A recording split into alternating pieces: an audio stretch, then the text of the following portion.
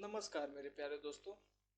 आइए इस वीडियो में हम आप लोगों को गुलाम वंश के महत्वपूर्ण प्रश्नों के बारे में जानकारी देते हैं। और अगर इस चैनल पे आप नए हैं तो प्लीज़ मेरे चैनल को सब्सक्राइब कर लीजिएगा। इसी तरह मैं पूरे इतिहास को अच्छे तरीके से आप लोगों को समझाने की कोशिश करूँगा। इसके पहले मैंने एक वीडियो अपलोड किया था, उसमें आप गुलाम वंश के जो महत्वपूर्ण टॉपिक्स है उसके बारे में मैंने वहाँ पे डिस्कस किया था, तो प्लीज़ पहले उसको जाकर देख लीजिए, फिर इसके बाद इस वीडियो को देखिएगा। आइए शुरू करते हैं वीडियो को। पहला प्रश्न है 1206 ईस्वी में 1206 से 1290 ईस्वी तक उत्तरी भारत में शासन करने वाले सुल्तानों के लिए सबसे उचित संज्ञा होगी। सबसे उचित संज्ञा क्या होगी उनकी? तो मामलुक वंश। गुलाम वंश तो उनको कहा ही जाता था, लेकिन सबसे उचित संज्ञा उनको मामलुक वंश की दी जाती थी। आइए दूसरा प्रश्न देखते हैं। दिल्ली सल्तनत का प्रथम वैधानिक सुल्तान कौन था? तो दिल्ली सल्तनत का प्रथम वैधानिक सुल्तान कौन था? तो ये इल्तुतमिश था। ऐसे तो कुतुबुद्दीन ऐबक था, लेकिन उससे दिल्ली सल्तनत का वैधानिक, क्योंकि वो पहला अपनी राजधानी को लाहौर स्थापित किया गया था, लेकिन जब इल्तुतमिश आया तो इसने अपनी राजधानी को दिल्ली बनाया था, इसीलिए इसको प्रथम वैधानिक सुल्तान माना जाता है। आइए तीसरे प्रश्न पे। दिल्ली के सुल्तानों में किसे लाख बख्श के नाम से भी जाना जाता था? लाख बख्श किसे कहते थे हम लोग? कुतुबुद्दीन ऐबक को, क्योंकि ये लाखों का दान किया करता था, इसीलिए इसका नाम लाख बख्श रखा गया था। आइए चौथे प्रश्न पे। कुतुबुद्दीन ऐबक की राजधानी कहाँ थी? तो अभी मैंने आपको बताया, इसकी राजधानी थी लाहौर में। आइए पांचवें प्रश्न पे चलते हैं। निम्नलिखित में से क्या सुमूलित नहीं है? अब इसमें से आप लोगों को बताना है क्या सुमूलित नहीं है। एक साइड आप लोगों को शासक दिया है, एक साइड उसका वंश दिया है। तो कुतुबुद्दीन ऐबक किस वंश का था? कुतुबी वंश का, यह सही है। इल्तुतमिश ये शमसी वंश का है। गयासुद्दीन तुगलक ये तुगलक वंश का। और यहाँ पे रजिया सुल्तान बलबन वंश की, ये गलत है, क्योंकि ये इल्तुतमिश की बेटी थी, तो ये क्या हो जाएगा? गलत हो जाएगा। आइए छठवें प्रश्न पे चलते हैं। इल्तुतमिश गद्दी पर बैठा, आपको सन बताना है किस सन में गद्दी पर बैठा। तो ये 1211 ईस्वी में बैठा था। प्रश्न सातवां। कुतुबुद्दीन ऐबक की मृत्यु कैसे हुई थी? तो दोस्तों आपको पता है कि इसकी मृत्यु चौगान खेलते समय ये घोड़े से गिर गया, इसी कारण इसकी मृत्यु हुई थी। तो किस कारण हुई? चौगान खेलते समय। आइए प्रश्न आठवें को देखते हैं। कौन से सुल्तान के कोई सिक्के नहीं प्राप्त हुए थे?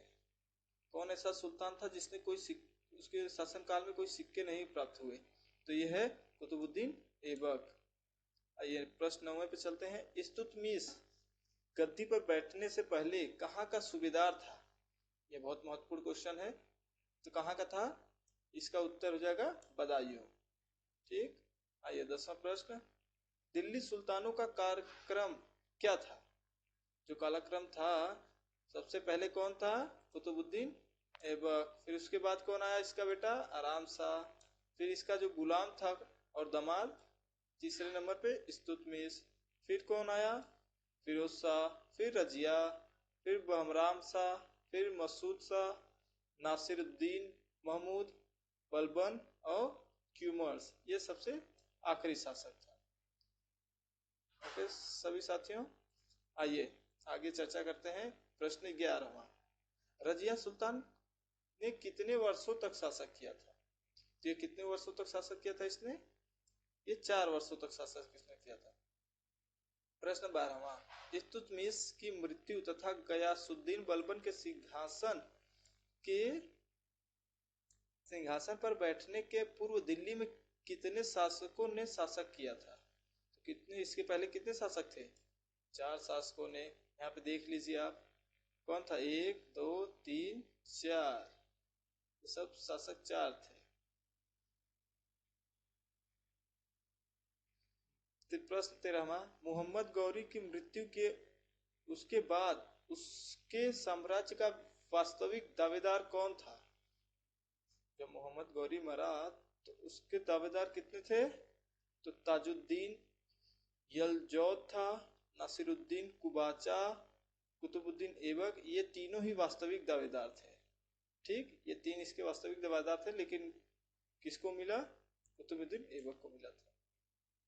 14वां क्या है?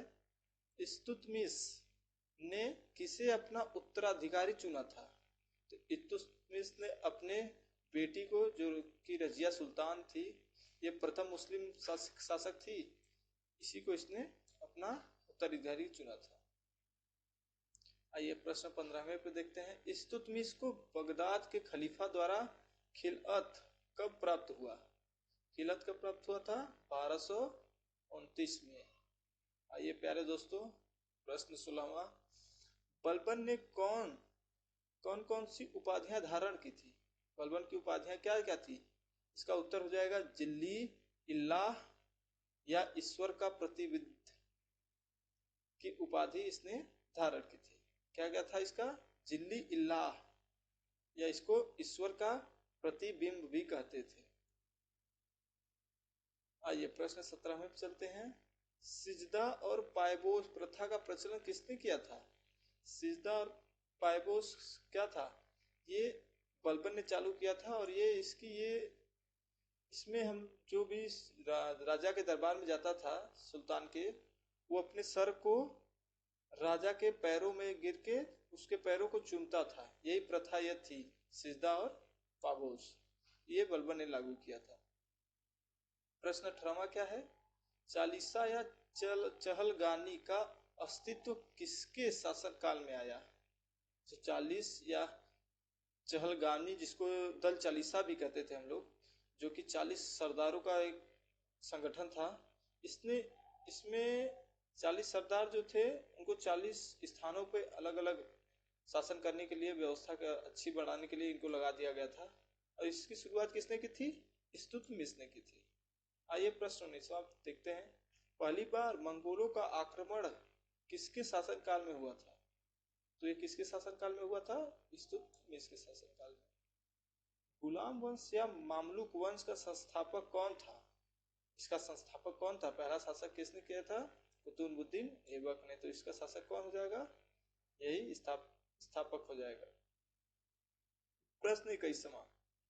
गुलाम वंश का अंतिम शासक कौन था? तो ये था कैकूबाद, यही अंतिम शासक था इसका।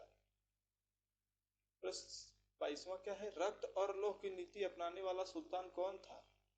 तो रक्त और लौह की नीति को गयासुद्दीन बलबन ने अपनाया था। प्रश्न 23वां देख लेते हैं। चांदी का टका और तांबे का जीतल का प्रचलन किसने शुरू किया था, या किसके शासन काल में शुरू हुआ था? तो ये इल्तुतमिश के शासन काल में शुरू हुआ था। चहलगानी का संहार किसने किया था? तो दल चालीसा या चहलगानी को खत्म किसने किया था? बलबन ने। आइए 25वां प्रश्न देखते हैं।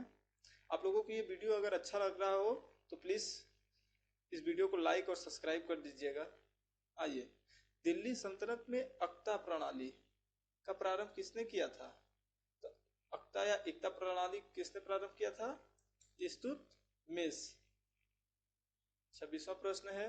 इल्तुतमिश, बलबन तथा अलाउद्दीन खिलजी ने एक जैसा कार्य कौन सा किया था?